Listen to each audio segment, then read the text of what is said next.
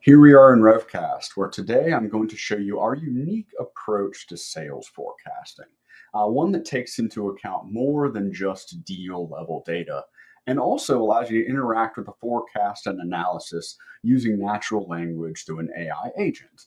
Now we're looking at a demo here of a forecast for the rest of Q3. And the first thing that's a bit unique is that Revcast looks from the AE or employee level up. After all, not all employees are created equal, and not all employees perform the same with different sources of pipeline, different categories of pipeline, like day one versus created in the quarter, or even pipeline that comes at different times of years, usually a seasonality element to it. And so Revcast looks at forecasts for each individual person based on things like past performance, but also potential future capacity of that individual and also their future pipeline coverage. So a bit more holistically than just looking deal by deal to generate a forecast. Now, beyond employee level up, we also seek to deliver some risks, insights, and opportunities, as you can see in red here.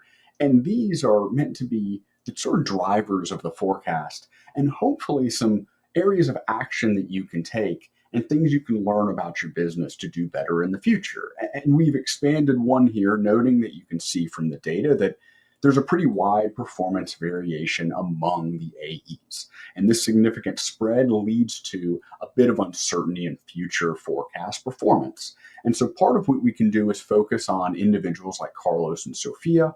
These individuals, these AEs, are projected to basically close zero, even though they do have enough pipeline. And this is because of their past performance and how we project that to the future. So this is an example of how taking into account this employee level data can not only help us forecast for the future, but also drive the actions that we take. And if we scroll back to the top, we can see that full forecast.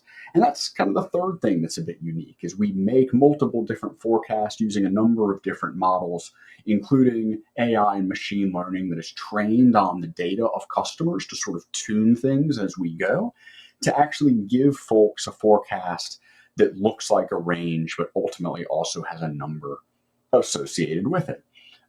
Now, finally, as I mentioned up front, we can also open this tab here for our friendly assistant um, to understand more data and kind of dig deeper. And so in this case, what I want to do is ask about our day one pipeline performance. So a bit more of a specific question about a category of pipeline.